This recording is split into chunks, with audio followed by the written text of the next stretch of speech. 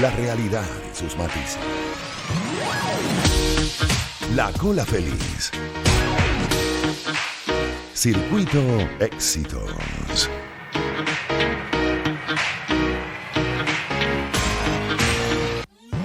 Amigos, comenzamos nuestra entrevista con el doctor Leonardo Buniac, economista, calificador de riesgo bancario, porque además se ha extendido por 30 días más la cuarentena en Venezuela.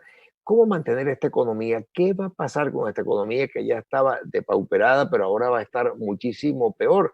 Y el doctor Buniac ha tenido mucha información en las redes que va desde las víctimas del COVID hasta los negocios cerrados o los futuros en cuanto a bolsa y otras instituciones donde la gente trata de refugiarse o trató de refugiarse. Pero bueno, creo que sea el propio Leonardo quien nos lo cuente. Bienvenido, y de verdad que me hacía falta conversar contigo de economía porque la hemos dejado de lado ante tanta angustia que se prioriza, ¿no? Así es. Bueno, mira, Nelson, un gran abrazo y un saludo a todos tus radioescuchas, que son millones dentro y fuera del país. Mira, lo primero, yo creo que haciendo un balance general, lo primero creo que tenemos que hacer es entender cómo COVID-19 recibe a Venezuela, que es una de las cosas que uno habla a nivel global, cómo el mundo fue recibido por COVID-19. Y la realidad es que la economía mundial fue recibida en un contexto donde la dinámica económica global venía, claro, de crecimiento, creciendo la economía, pero a una tasa muy por debajo de su real potencial de crecimiento económico a nivel global. América Latina, 6 años consecutivos de desaceleración económica, con un crecimiento que apuntaba a despegar en el año 2020. Eso lamentablemente cambió. Y Venezuela, particularmente, en la cola de toda esta discusión. ¿Por qué en la cola? Porque tú bien sabes que entre el año 2013 y el año 2019 la economía venezolana perdió 2/3 de su tamaño. Y se contrajo más o menos un 70%, al punto de que al cierre de diciembre de 2019 la economía venezolana ya tenía un tamaño de 70.000, escúchame la cifra, 70.000 millones de dólares, que eso es más pequeño que la economía dominicana, que son 86.000 millones de dólares, que es más pequeño que la economía guatemalteca, que son unos 85.000 millones, más pequeño que la economía ecuatoriana. Estoy comparando a Venezuela con economía muy pequeña de América Latina. Bueno, la banca venezolana es apenas 127 millones de dólares, que es la banca más chiquita, más pequeña de toda América Latina en términos de cartera de crédito. Es decir, la economía es recibida por COVID-19 en un franco proceso de deterioro, de contracción de su nivel de actividad económica. De esta forma, COVID-19 recibe a la economía venezolana con una contracción económica de 2019 de 35%. De esta forma, con esta fragilidad, sin ningún tipo de blindaje, COVID-19 recibe a Venezuela en el año 2020. Ahora, partiendo de este punto de vista, ya te podrás imaginar, Nelson, que entonces Venezuela le toca enfrentar esta tormenta perfecta de caída en los precios del petróleo en principio, de caída en el ingreso petrolero, y ahora con COVID-19 sin ningún tipo de blindaje. Hoy veíamos cifras, muy temprano estaba yo en un directorio empresarial viendo cifras generales de la encuesta industrial de Venezuela, cifras muy concretas, no son estadísticas ni pronósticos, y resulta entonces que apenas en este momento un 18% de la capacidad instalada está siendo utilizada en este momento. Es decir, estamos hablando de una capacidad industrial que apenas es aprovechada ahorita en 1%. Y aquellos sectores económicos no fundamentales, no prioritarios, apenas están operando en un 22%. Entonces, bueno, la realidad es que la economía venezolana está en los actuales momentos en un proceso de mucha fragilidad, y lo que es más importante, Nelson, es que algo que había teóricamente perdido fuerza, que la hiperinflación, tristemente debo decirlo, se ha reiniciado en Venezuela el proceso de hiperinflación nuevamente.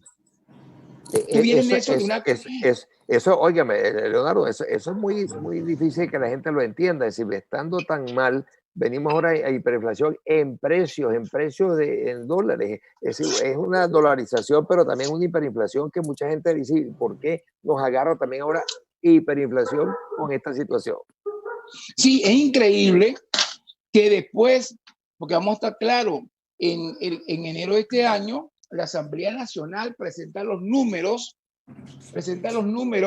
de inflación en Venezuela y dice, mira, la inflación cerró en 9.500% en el año 2019.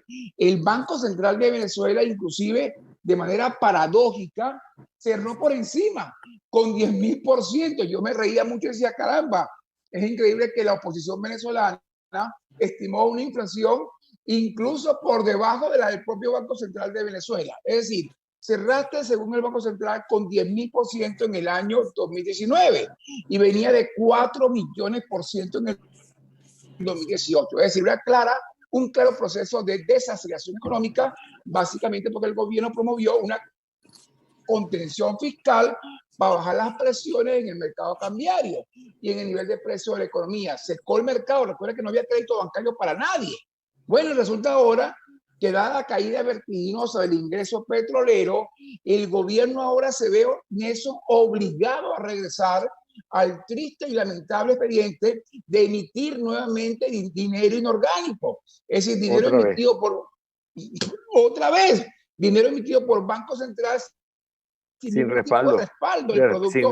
Así es. Sí, y todos sabemos que cuando el Banco Central monetiza el déficit fiscal, monetiza la gestión del gasto fiscal, monetiza la emisión de dinero, de moneda de origen fiscal, lo que hace no es otra cosa que dotar a Nelson Bocaranda, a Mariela Celi, a Leonardo Buñuel con un poder de compra para adquirir productos que no se han producido y esta fuente inagotable de inflación. Para ponerlo en concreto, dada la caída vertiginosa del ingreso petrolero, que este año no va a superar los 2.500 millones de dólares, cifra que no tiene precedente en toda la historia económica de Venezuela. No, Leonardo, además, Leonardo, te interrumpo, 2.500 millones cuando al señor Alex Saab, detenido en Cabo Verde, los negocios alcanzaron la cifra de 47.000 millones de dólares. Así es, y después de haber recibido en estos 20 años de gobierno del régimen de Chávez y Maduro, unos 900.000 millones de dólares, que por supuesto tú no lo sientes en ninguna parte en este país. Entonces, porque la infraestructura está realmente en el piso. Te estoy diciendo que hoy estudiamos y discutíamos con la gente de Conindustria, donde Araceli presentaba unos números donde en este momento, cuidado, la capacidad instalada de la industria en Venezuela, que es el sector secundario de la economía, sumamente importante y empleador, apenas opera con un 17% de capacidad. Los sectores llamados no priorizados es un 12%. Entonces, en otras palabras, lo que te quiero comentar es que dada la caída entonces del ingreso petrolero, producto de que la producción de petróleo cayó al nivel más bajo histórico de 622.000 barriles diarios, solamente comparable con los inicios del gobierno de Juan Vicente Gómez, porque él terminó el gobierno, ¿verdad?, produciendo casi 2 millones de barriles. Bueno, hoy estamos en 622. Estamos hablando de final del gobierno de Cipriano Castro para comenzar en 1910 el gobierno de Juan Vicente Gómez. Comparable con esa fecha, te podrías imaginar el desastre que ha ocurrido en la industria petrolera. El retroceso del país total, porque si en el petróleo estamos así, eso arrastra todo. Y bueno, tienes que revisar el parque eléctrico, tienes que revisar un conjunto de factores. Esta mañana discutíamos los factores que están afectando a la industria nacional y el primero de ellos es, en casi un 80% las estadísticas formales, el problema del combustible y la electricidad. Pero luego el segundo problema es el problema de transporte de materias primas que no llega a las industrias y por otra parte la falta de agua. Entonces te das cuenta entonces que a nivel de infraestructura tienes un claro deterioro que lamentablemente impide que la economía pueda reactivarse nuevamente. Entonces, ¿cómo recibe COVID a Venezuela? Bueno, lo recibe definitivamente con mucha fragilidad. ¿Qué está ocurriendo hoy?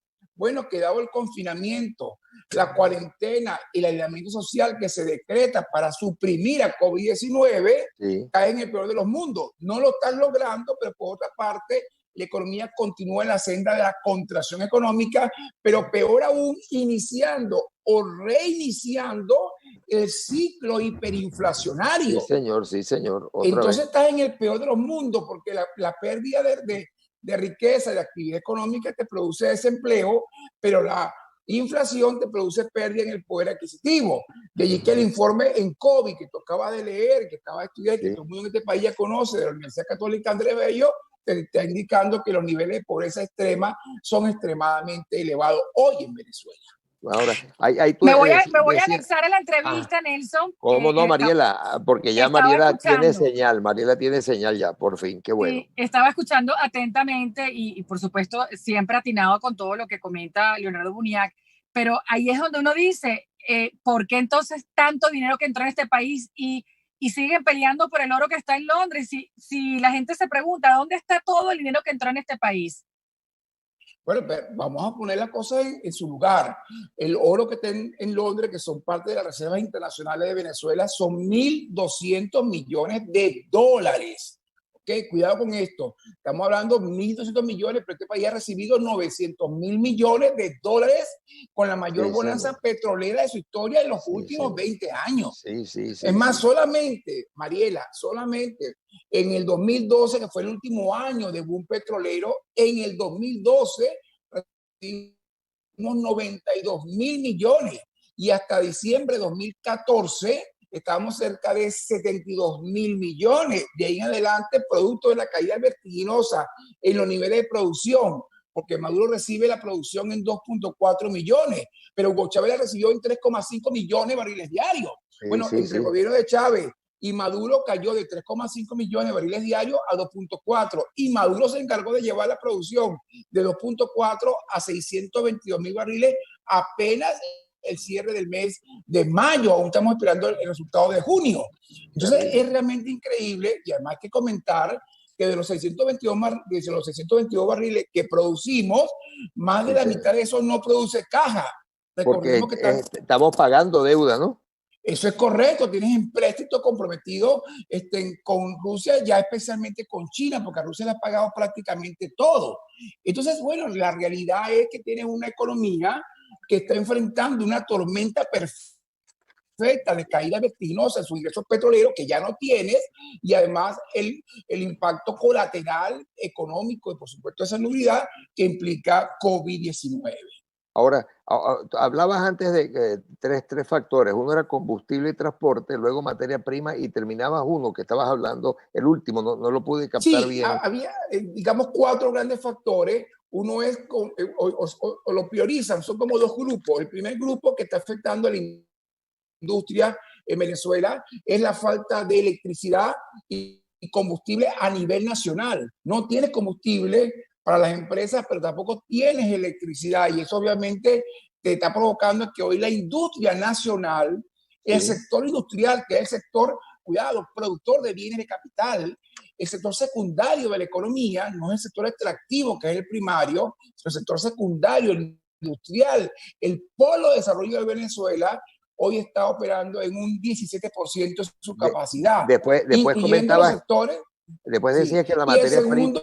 Y el segundo elemento, y el segundo grupo de factores que afectan a la industria está en los problemas de transporte de las materias primas, ¿okay? O productos semielaborados para la industria, y por supuesto los problemas de agua potable. Entonces, obviamente, tienes un problema de infraestructura país que además no te permite el desarrollo de la economía venezolana. Tienes un problema de lo que se llama formación bruta de capital, deterioro en la infraestructura física país, de la incorporación de maquinaria de equipo y tecnología de información, porque otros problemas también que golpean a la industria son los problemas de telecomunicaciones, especialmente el problema de Internet, que es un tema también de plataforma país. Entonces tienes una realidad sumamente dramática, sumamente complicada, porque todas las economías de América Latina están sufriendo los impactos colaterales de COVID-19, pero algunas de ellas lo están enfrentando muy bien porque tienen reservas internacionales, porque tienen una economía diversificada, porque tienen acceso al crédito internacional, como Chile, que acaba de recibir 23.500 millones de dólares, porque tienen credibilidad y no tienen riesgos reputacionales. Uno de los problemas de Venezuela es que el gobierno de Venezuela, no lo digo yo, no tengo ni siquiera pruebas para decir eso, pero tiene un problema de percepción muy mala en el mercado internacional. Claro. Hay una percepción de que el gobierno de Venezuela, de que el Estado venezolano, ¿verdad?, es permisivo en práctica de corrupción y en práctica de legitimación de capitales. Esa es la percepción internacional que hay de Venezuela. Yo no lo puedo decir porque de verdad que no lo entiendo, ni conozco, ni sé, ni tengo pruebas para decir eso, pero lo que sí me importa es que Venezuela tiene un problema de percepción mundial de ser un país terrible, que es permisivo en estas prácticas, y eso le cierra por completo el crédito internacional, el acceso a los mercados internacionales que se complementa con las sanciones. Y le añades a las sanciones, si son las sanciones, le tienes que añadir además el hecho de que no se reconoce a la Asamblea del Gobierno, no se reconoce la Asamblea Nacional de Oposición, ¿no? La Asamblea Constituyente, y nada de lo que el gobierno ha montado es reconocido afuera para poder dar esos créditos, cuando comentabas antes lo que estaba recibiendo Chile. Eso es correcto. Entonces, las sanciones, ¿cuál es el objetivo de las sanciones? Básicamente el restablecimiento del orden democrático e institucional que ha sido violado en Venezuela. Entonces, obviamente, para tú poder tener acceso al crédito internacional, retornar a los mercados internacionales, tú requieres con cierta urgencia, vamos a decirlo de esta manera, definitivamente restablecer el orden democrático para que la comunidad internacional, la comunidad financiera, te vuelva a mirar como un mercado objetivo para colocar fondos. Y está muy claro además que cuando se ha dicho que las sanciones son culpables de muchas cosas, que no son todas, el drama de las medicinas desde el año 12 está deteriorado, y entonces le echan la culpa a las sanciones ahora, después de 8 años, que viene en declive, pero acelerado. No, que ahora se consiguen, Nelson, pero que son impagables. A precios muy caros, exactamente. Claro, entonces, ¿qué pasa? Cuando tú ves el tema de la sanción y los impactos económicos, no hay duda que las sanciones te pueden amplificar el problema hoy. De eso no hay duda. El problema está que esta economía inició su proceso contractivo de pérdida del 70% del PIB desde el año 2013. Y las sanciones financieras contra la deuda pública venezolana comenzó en agosto de 2017. Es decir, tú tienes que explicarme porque tú tuviste desde el 2013 hasta el 2017 3 años consecutivos de contracción económica sin sanciones. Después vienen las sanciones que no es que te impidieron comprar, sino le impidieron a Venezuela la emisión de deuda pública por encima de 90 días para evitar precisamente que el gobierno continuara endeudando a un país que Hugo Chávez recibió una deuda pública externa de 33.000 millones y la llevaron a 146.000 millones hacia el año 2017. Entonces, obviamente, los organismos multilaterales dicen, un momentico, ya va, este país se sigue endeudando de manera reiterada y, por supuesto, sin un beneficio en términos de prosperidad, indicadores de prosperidad para la población. Eso fue eso es importantísimo. Cuando Hugo Chávez recibió el país, había una deuda de 23.000 millones. 33.000, Mariela. 33.000 millones de dólares, donde la mitad de eso era deuda pública y la otra mitad era deuda privada. Y bueno, ¿y ahora? Que llegamos a 146.000 millones hasta 2017. Y de ahí en adelante ha habido otro tipo de endeudamiento no muy transparente. Claro. Que obviamente tú puedes decir facilito que estamos más de 160.000 millones. Entonces, obviamente, el objetivo de las sanciones fue impedir que Venezuela continuara entrando en un ciclo imparable de vicioso de endeudamiento, por supuesto, en detrimento del bienestar de los venezolanos. Fue una medida, una suerte de salvataje a los activos de Venezuela. Así es. Hay que verlo de esa forma. Tenemos que ir cerrando ya, así que te agradecemos muchísimo porque nos has puesto al día. Hacía tiempo, Mariela, que no conversamos con Leonardo para ponernos al día de todos estos temas. Sí, gracias. Yo le decía a Leonardo que pronto va a tener su propio programa de radio porque es tan buen entrevistado que está presente en todos los programas importantes de diferentes estaciones de radio. Así que bueno, vamos a hacerlo juntos. Hagámoslo juntos. Empezamos en una sección con Leonardo pronto. Hagámoslo juntos. Me encantaría, sería un enorme placer compartir con ustedes semanalmente. El título sería Si nos dejan, Mariela. Así que bueno, un gran abrazo. Continuamos, amigos. Gracias. Cariño. Bueno, seguimos entonces, Mariela.